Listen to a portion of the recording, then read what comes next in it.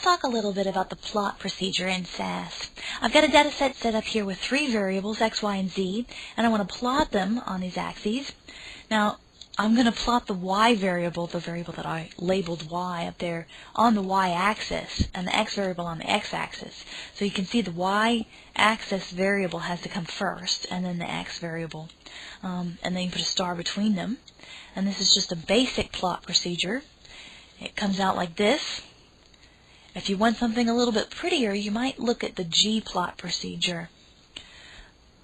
So what we have on this plot is A for 1 observation, B for 2, and so on and so forth. So in other words, if we had 2 points, one was here and one was here, and they were overlapping too much for SAS, instead of trying to stack them or something like that, it just writes the letter B there when it doesn't have enough room to put 2 separate dots. So another thing that you can do, if you don't like the ABC method, you can plot something else, say some sort of symbol, you like the $sign the best, or you might put a letter in there. You can plot some things like this. If you want to run several plots, you don't have to set up separate procedures. You can just run several lines of plots inside one single procedure. And then when you output it, you get a couple of different plots. One is here, and it uses the $signs instead of the alphabet method. So that's one idea. If you want to put them both on the same axes, though, together, you can just use one single plot statement. Notice that I don't have a semicolon right here. And then you want to slash, and then after slashes in general in any procedure, you have some options.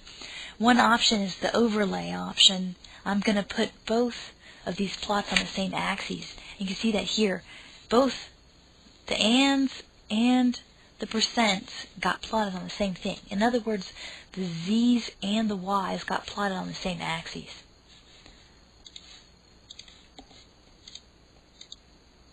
So another thing that you could do with that, instead of plotting just some random symbol, is you can plot some sort of other variable that you have. For example, say you're looking at reading and math scores for a bunch of kids. You want to plot reading by math. That's what you're interested in. But then you want to look and see if the boys are doing better than the girls. Or maybe you've plotted height by weight, and you want to compare and contrast what regression line you should use for the men and what regression line you should use for the women.